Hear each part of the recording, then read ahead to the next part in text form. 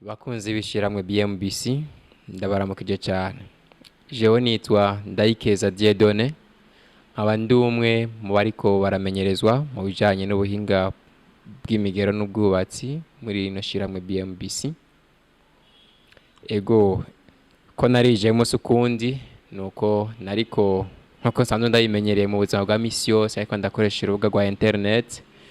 Hanyuma kuri Facebook ndabona ihamagara ry'abipfuza kwimenyereza muri ico gisata cy'ivy'ubwubatsi, narya ari byo bikorwa basanzwe bakora muri BMBC imisi yose.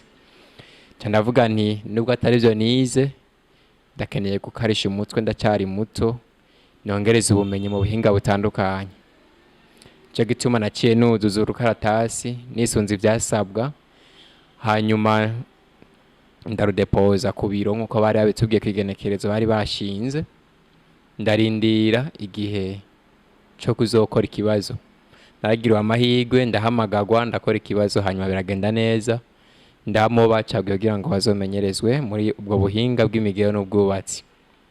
Rero kuva dutanguye novuga ko ubu ibintu bigenda neza cyane, kubera yuko abahinga nasanze ari abahinga bishoboye, bahinga bafise umutima mwiza, bamenyereza umuntu, bakamuha mbere ubumenyi hafi bwose, novuga bwose.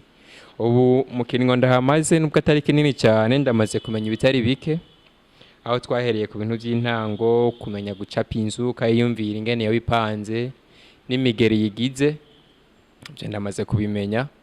Twarize turabandanya, kamenya no kuyiharurira ibikoresho byose byankenerwa bizoba bigize, ku buryo ushobora kubishikiriza mbere no mu boss, akabona ati inzu yanje ingana uku, irimo ivyumba bimeze uku nuko ipanze uku, kandi izontwara amahera angana uku.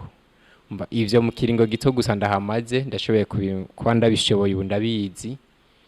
Umva ko ntoreka gushima cyane ku kigoro bagira kadasanzwe mu kumpa uko kumenyerezwa kwiza kandi kuzomfasha cyane mu buzima.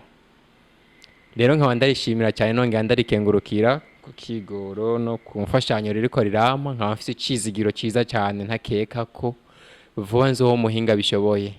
Nubwo ntavyize, abakunzi b'ishyamwe BMBC ntazohave bitinya nibambona ndiko ndakora ati kumbuye ntavyo noshobora. Oya, kubijanye no kumenyerezwa ndiko ndarosonza wandi umuhinga nyawe, n'umunsi mwombona kuri tere mukabona ino sura yanje, no ntimuze mugira amakenga, bazoba banyizigiye kubera ko bazoba bazi ko ubuhinga bwabo nanjye sigaye ndabuzi.